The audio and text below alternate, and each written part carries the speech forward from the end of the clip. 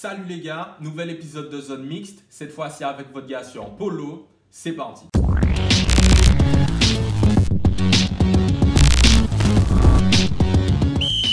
En 2 tweets, Zlatan a fait ce qu'il sait faire de mieux. Il a secoué le monde du football comme un eau angina. Dans un premier tweet, il s'attaque à la FIFPro. Il se demande d'abord s'il est membre et enfin il demande qui a autorisé EA Sports à utiliser son nom et son image dans le cadre de l'édition de ses jeux vidéo. Dans un second tweet, il indique même qu'il pourrait lancer une enquête afin de faire la lumière sur toute cette histoire avant que Gareth Bale ne lui emboîte le pas. Alors arrêtons-nous ici les gars. Faisons pause. Il n'y a rien qui vous choque là? En 2014, la cover de FIFA, il y a qui? Gareth Bale aux côtés de Lionel Messi. Sur le site même d'EA Sports, on découvre que Gareth Bale a collaboré avec eux afin de modéliser sa technique de dribble et sa technique de tir via de la motion capture. Ibra, lui, en 2017, lors de son passage à Manchester United, il a même une photo avec sa carte FUT pour l'édition 2017 du jeu vidéo. Sans commentaire. Alors, une fois qu'on a dit ça, on va essayer d'abord de décortiquer le rôle des différents acteurs de toute cette histoire. On va répondre à Ibra. T'inquiète, je suis là pour ça, Ibra. Et enfin, je vais vous donner, moi, mon avis sur toute cette histoire. Let's go. D'abord, les acteurs de toute cette histoire. Les premiers, les joueurs, évidemment. C'est un élément essentiel dans un jeu vidéo de football. 2, les éditeurs de jeux de foot. Konami, société japonaise qui édite la série PES. Et donc EA Sports, société canadienne qui édite la série de jeux FIFA. Enfin, la FIFPro, syndicat international des joueurs de football.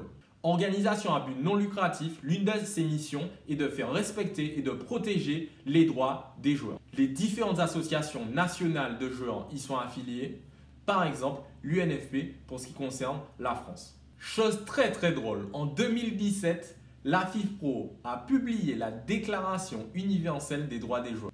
Je cite, « Chaque joueur a le droit d'avoir son image, ses performances et son nom protégés. Le nom, l'image et la performance d'un joueur ne peuvent être commercialement utilisés qu'avec son consentement donné volontairement. » Maintenant, répondons à Ibra. Sa première question, est-ce qu'il est membre de la FIFPro ou victime d'un éventuel complot? Alors, non Ibra, tu n'es ni victime d'un complot, ni membre de la FIFPro. Enfin, je pense que tu l'aurais su si tu l'étais. Comme dans n'importe quelle entreprise, la FIFPro en tant que syndicat a 2 rôles majeurs. D'abord, discuter avec les instances officielles, dans le foot, l'UEFA et la FIFA, et surtout la défense des intérêts des joueurs auprès de ces instances. Alors, vous comme moi, vous n'êtes peut-être pas adhérent à un syndicat.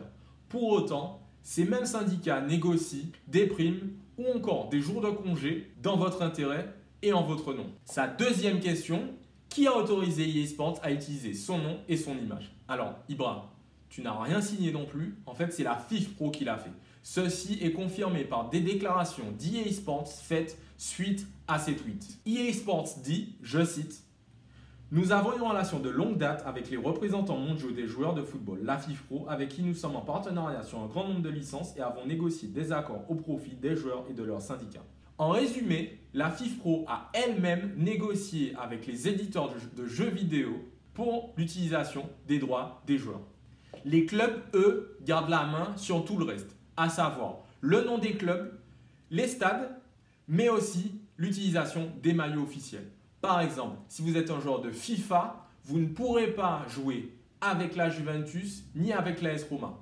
Par contre, vous pourrez jouer avec Piemonte Calcio et Roma FC. Alors, pourquoi? Tout simplement parce que Konami a signé des accords d'exclusivité avec la Juventus et l'AS Roma. Le détail de ce genre de deal avec Konami, EA Sports et la FIFPro, impossible à dire. Seuls les joueurs, leurs agents et éventuellement les clubs le savent. Alors maintenant, je vais vous donner mon avis sur tout ça. 2 choses expliquent sur FIFA. En 2019, la FIFA a passé plusieurs mesures qui visent à contrôler l'influence des agents de joueurs dans le football moderne. Et vous savez quoi? Mino Raiola, qui est l'agent de Zlatan, mais aussi celui de Gareth Bale, sont parmi ceux qu'on a le plus entendus suite à ces mesures. Pour moi, cela pourrait expliquer toute cette histoire et la volonté de ces agents de casser ces deals et ces contrats juteux entre les éditeurs de jeux vidéo et la FIFPro qui visiblement ne bénéficierait pas, ou en tout cas pas assez, aux joueurs de foot. Et deuxième chose, et pas des moindres, récemment, David Beckham et EA Sports ont annoncé la signature d'un deal de 3 ans pour 45 millions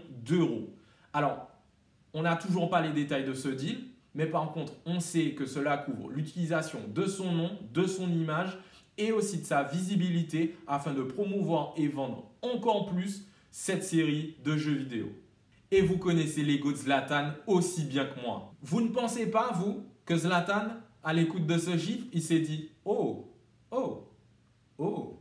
Aujourd'hui, Zlatan se rend compte de la manne financière qu'il pourrait tirer de ce genre de deal. Juste pour votre information, il se dit dans la presse que ce deal est beaucoup plus important que celui que David Beckham a eu lors de son passage au Paris Saint-Germain. Alors pour moi, on a là l'explication la plus plausible. Pourquoi David Beckham pourrait lui avoir 45 millions d'euros sur 3 ans et les autres se contenter de miettes. C'est mon avis. Dites-moi ce que vous en pensez en commentaire, les gars. On va en débattre.